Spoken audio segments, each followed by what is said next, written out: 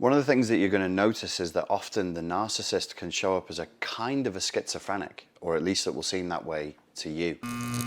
So when you're on the receiving end of these confusing, contradictory patterns of behavior and communication, you'll be thinking this person has a split personality, or dissociative identity disorder as it's now known. It isn't that, but it definitely will feel that way to the target. You'll feel like you're dealing with a schizophrenic. You'll feel like you're dealing with two different people. Now, why is that? It's largely because the development of narcissistic personality disorder, this is not about being on a scale of trait narcissism. This is about actually having full-blown narcissistic personality disorder.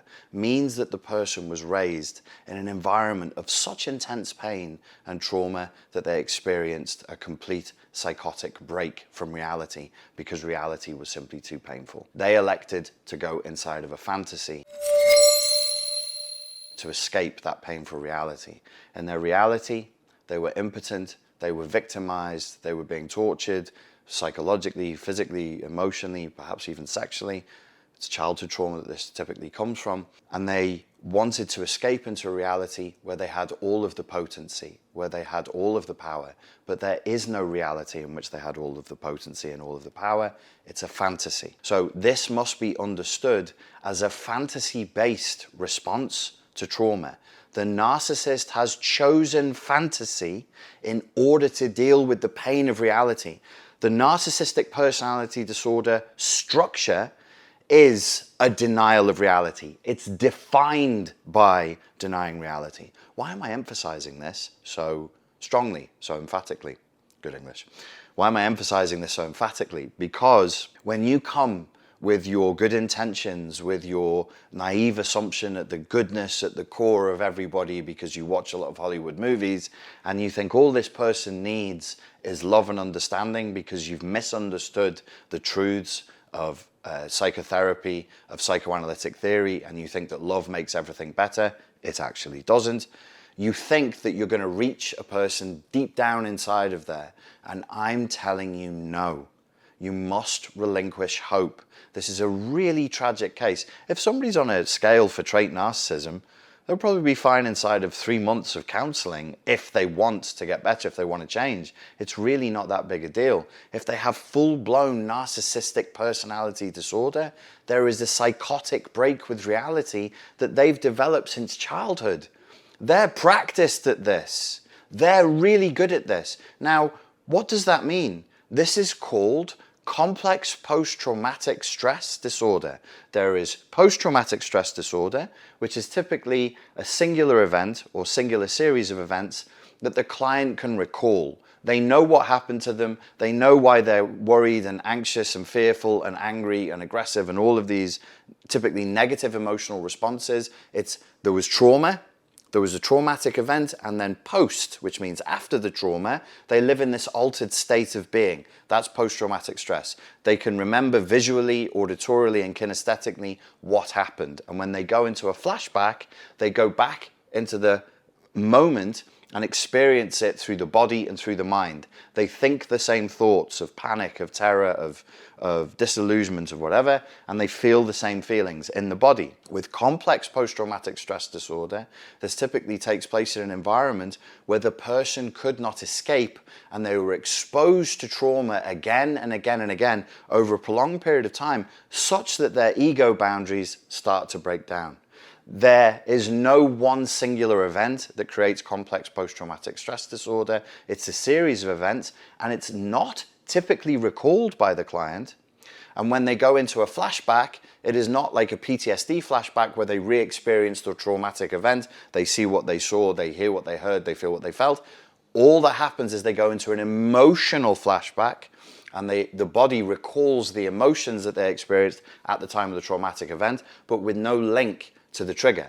So the people who walk around with CPTSD, PTSD is awful. CPTSD has an extra layer of horror to it, which is you can't even recall what it is that you're being triggered by.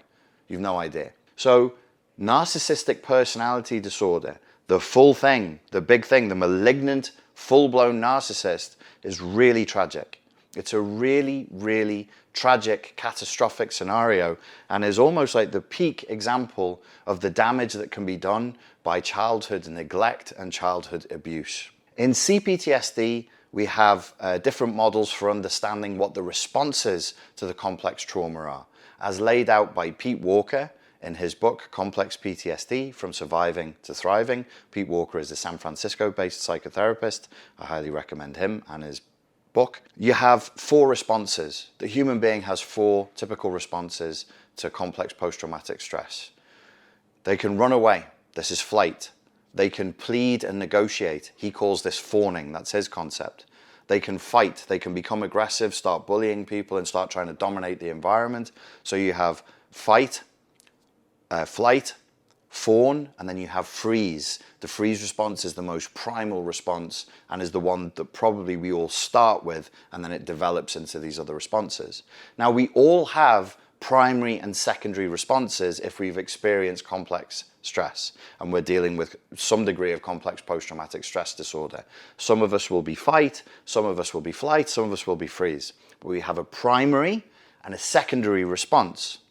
With narcissistic personality disorder, the reason why you experience them as schizophrenic, as having a split personality, is because they are primary fight, so they're bullies. Primarily, they want to dominate and they want to control and they want to force love and attention out of people. That's their fight response. But they also have a pronounced fawn response. So we say, oh, the narcissist, they're cruel, they're bullying, they're aggressive, they're grandiose, they're megalomaniacs. But they can't just be that for it to be narcissistic personality disorder. Because if they were truly just that, we would call them something else. We would call them the neighboring personality disorder in the cluster B spectrum of personality disorders as defined by the American Psychiatric Association's Diagnostic and Statistical Manual, the DSM-5, we would call that a psychopath, or we would say this person has antisocial personality disorder. So what's missing?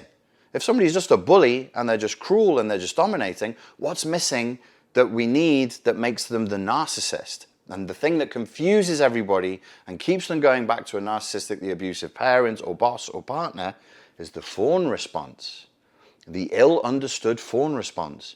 Oh, but my narcissist apologized. My ex-wife was a narcissist, but you know, she did cry sometimes and she did seem to be sorry for the things that she'd done. This is called the fawn response. So your primary fight response for NPD is the bullying, aggressive, dominating side. It threatens you, it provokes you, it's aggressive, and it's clearly visible. The fawning response is almost like you're dealing, in terms of complex post-traumatic stress, the fawn response is you want to negotiate with the threat. You want to charm the threat. You perhaps want to seduce and beguile the threat, all to protect yourself from danger. This is a post-traumatic response.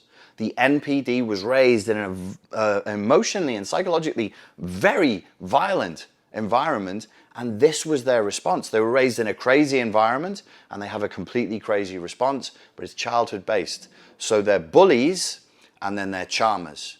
They're aggressive and vicious, and then they're submissive. They're kind. They seem to show a high degree of empathy. This is not a bug. This is a feature. It's not a bug, it's a feature. This is standard. Within the narcissism community and even within the published literature amongst clinicians, there's confusion about this that needs to be addressed. It's not that, oh, the major part of narcissism is this hyper-aggressive, grandiose, psychopathic style narcissist. No. The major part of narcissism is fight and fawn. So if you have a narcissist who is sometimes kind, sometimes seems to be empathic, sometimes cries, sometimes is very charming, that's your standard issue narcissistic personality disordered person. So why do we say that this seems to be a schizophrenic person? Because to us, they're showing up as 2 different people, but they're actually just cycling through different states. And this is normal. The idea of the absolutely secure, has everything in place narcissist who's in charge of everything, this was the old model. We called this the classic grandiose narcissist. It's almost non-existent. There is even people, clinicians, proper people, not people like me on YouTube with a psychology degree who can say what we want, but people who are peer reviewed in the research that they publish, they're saying that grandiose narcissism might very well just be psychopathy, and that actually, when we're talking about narcissistic personality disorder, there isn't a subgenre of narcissist called the compensatory narcissist, as in they act out in order to mitigate their feelings of inferiority. That's not a subtype. That's the type. They're always acting out. They're always bullying and dominating others to compensate for very, very strong feelings of self-loathing and very, very strong feelings of inferiority. So what do you need to understand? Because this will mess your head up. You'll be like, there's one person, but they show up as two completely different people. And I like to do this with people because I think it's a good way of proving my point. If you've ever gotten into a text message argument with the narcissist in your life, boss, family member, partner, it doesn't matter, read through their texts to you. Like, cover your texts and just read theirs and decide, is the text, are they in fight mode or fawn mode, or fight mode or fawn mode? And you'll see it straight away. Fight, fight, fight. Fawn, fawn, fawn. Fight, fight, fight. Fawn, fawn, fawn. In transactional analysis terms, they have this thing called the Karpman triangle, where people who are in conflict, they go through different roles. It's always pretty negative. They can either be persecutor, they can be victim, or they can be rescuer.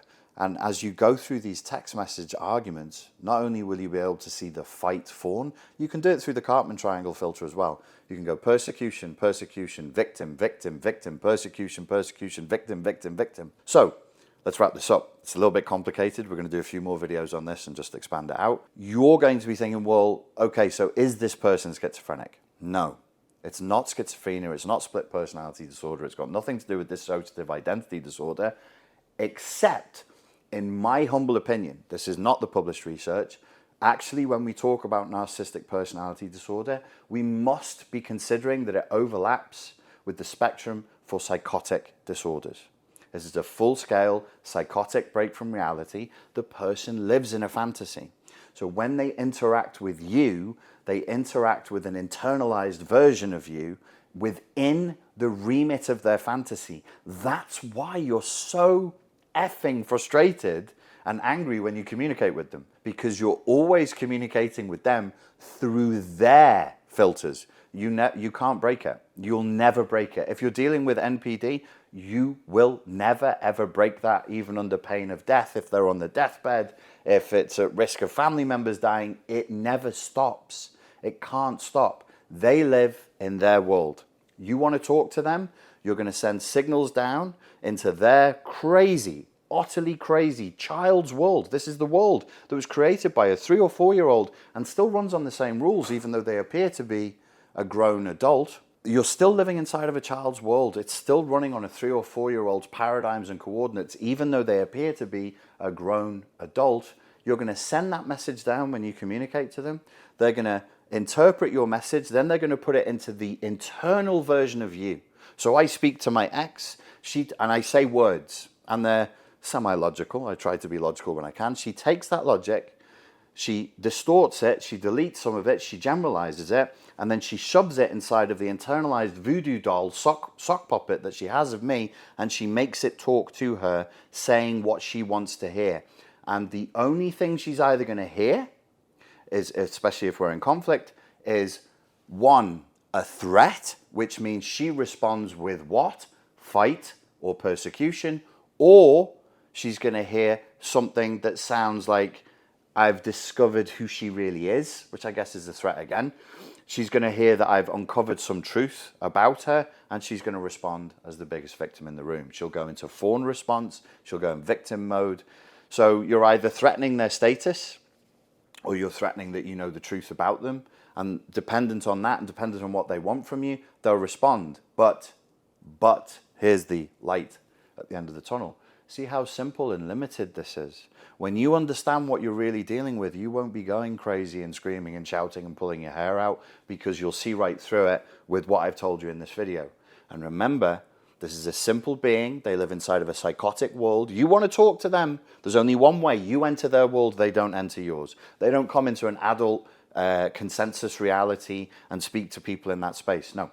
They're in their world. You won't get them out of it. If it's a narcissistic personality disorder, that's where they stay. When you speak to them, they convert what you've said through, and it's called in psychoanalytic theory an internal object, because they've internalized you in order to communicate with you, and that's what they hear. They only have two responses.